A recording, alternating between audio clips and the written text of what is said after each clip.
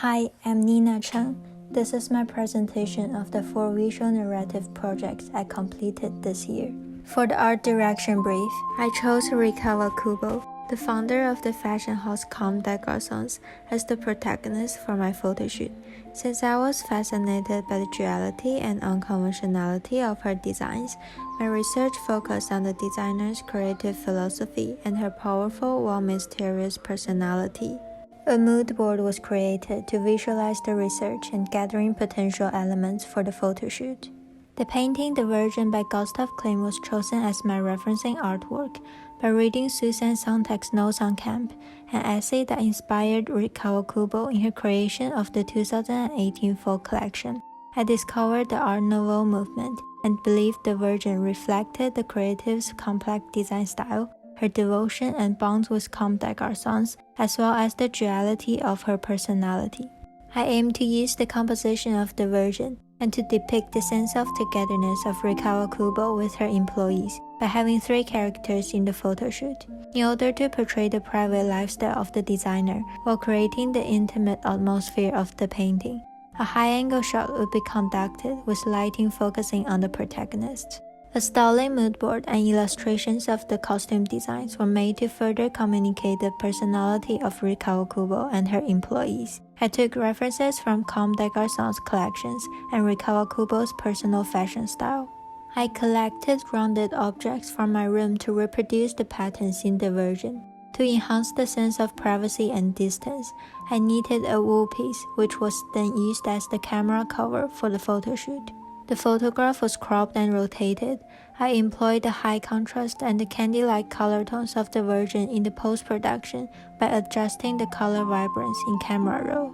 I was satisfied with the final outcome since it accomplished my goal of capturing the unity of Rikawa Kubo with her business, while creating a distance between the characters and the audiences. The color palette and the lighting contrast successfully depicted the style of The Virgin. For the design marketing brief, I named the campaign Day F and researched the advantages and disadvantages of a 4-day working week. The goal was to improve the audience's understanding and confidence of the system. To present a nostalgic and warm identity, a cow icon was featured in the logo design. The benefits of high productivity, women's equal work rights after maternity, and supporting sustainable development were embedded in the design. I experimented with various layout and color combinations for the logo to make it appeal to my broad target audience. Considering the benefits of growth and longevity of the 4-day working week, I used the milk drop pattern in the logo to create a hand-gathering notion which incorporated the shapes of 4, F, and triangles. The cow leg was designed to lift from straight to a 4 shape. I was pleased with the logo animation since it depicted the energy of the campaign. The process was challenging as I had to tackle technical problems to achieve the narrative I wanted.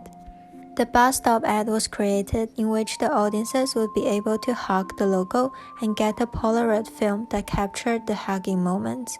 Since the logo didn't physically exist, the poster would make people hug themselves in the reality. I aim to use this interactive campaign to communicate the message of self-care while achieving high audience engagement. The white figure was the indication of how the live camera would roll out in real life. I decided to promote the campaign in the underground due to the location's connection with working people.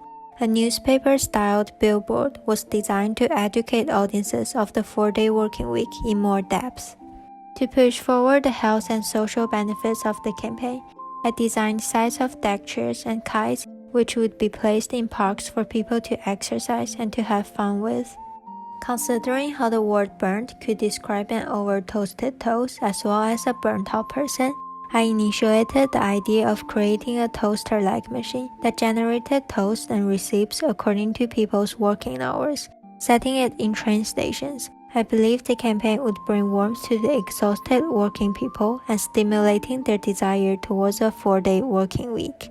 For the fashion promotion brief, I decided to create a perfume campaign for Motoguo as its nostalgic or peculiar style and the courage to be different captivated me. I researched into the brand identities and story behind each collection to build up the campaign concepts. As the collections were the manifestations of the designer's personal sentiments, the perfume was designed to communicate the emotional messages in an olfactory sense. Referencing to the aesthetic and story of each season, I designed the corresponding perfume scents. The film campaign narrated around a girl's aspiration to break the societal constraints and to find her true self through an emotional journey. The concept was further developed in the photo shoot, where a new distorted world was created as the imitation of the reality, and the emotional journey the girl experienced eventually made this place her home. I referenced Motogo's designs and the 1950s to 1990s aesthetic for the styling and created illustrations and mock-ups. Various props were prepared for the production, such as the emotional luggage tags, which symbolized the emotional journey, and the floral stickers that hinted the girl's liberation.